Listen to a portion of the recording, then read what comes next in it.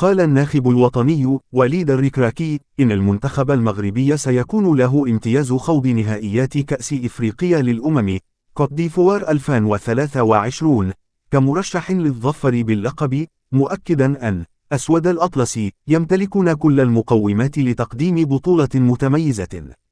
وأوضح وليد الركراكي خلال ندوة صحفية عقدها بمركب محمد السادس لكرة القدم بالمعمورة لتقديم لائحة 27 لاعبا الذين وقع عليهم الاختيار أن نكون منافسين أقوياء خلال نهائيات كأس العالم الأخيرة ومرشحين لنيل كأس إفريقيا للأمم يعد امتيازا. اكتسبنا وضعا جديدا ليس فقط في إفريقيا ولكن على الصعيد العالمي مع احتلال مكان ضمن 15 الأوائل. وبحسب الناخب الوطني على اللاعبين التكيف مع هذا الوضع الجديد.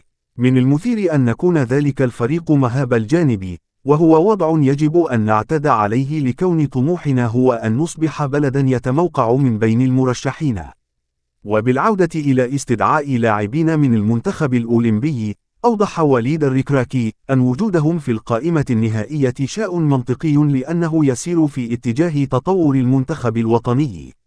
وأضاف أن اللاعبين الشباب الذي تم استدعاؤهم يستحقون مكانهم ضمن المجموعة لأنهم يقدمون أداء جيدا مع أنديتهم كلاعبين أساسيين. نمتلك توازنا جيدا بين الحاضر والمستقبل حتى يتمكن هؤلاء الشباب من أن يترعرعوا مع المجموعة التي شاركت في كأس العالم وحمل المشعل بعد ذلك. وبخصوص استدعاء لاعب فريق بيراميدز المصري محمد شيبي، أوضح الركراكي أن الخيار الأول كان لأيوب العملودي، لكن الإصابة التي تعرض لها أمام حسنية أكادير في البطولة الوطنية الاحترافية ستبعده عن الملاعب لمدة 15 يوما على الأقل. لا يمكنني المضي قدما مع قدر من عدم اليقين، وهو ما يفسر اختيار محمد شيبي الذي يعرف كرة القدم الإفريقية جيدا ويقدم أداء جيدا. إنه يستحق أن يحظى بمكان ضمن النخبة. وبالنسبة للإعداد لكأس إفريقيا للأمم، قال الركراكي إن الفريق الوطني سيخوض مباراة ودية مع نظيره الغامبي في 7 يناير المقبل بالرباط، مضيفا قائلا: كنا نود لعب مباراة ودية ثانية لكن تعذر ذلك لأن هناك منتخبات إفريقية يمكن أن نواجهها بكوت ديفوار. وأكد وليد الركراكي: نتوفر على مجموعة متوازنة تتكون من لاعبين ذوي خبرة وآخرين شباب موهوبين، نعمل على إعدادهم أيضا لمستقبل المنتخب.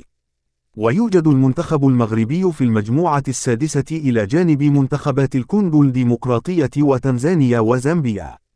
وسيخوض أسود الأطلس منافسات دور المجموعات في مدينة سان بيدرو، حيث سيواجهون منتخب تنزانيا في المباراة الأولى.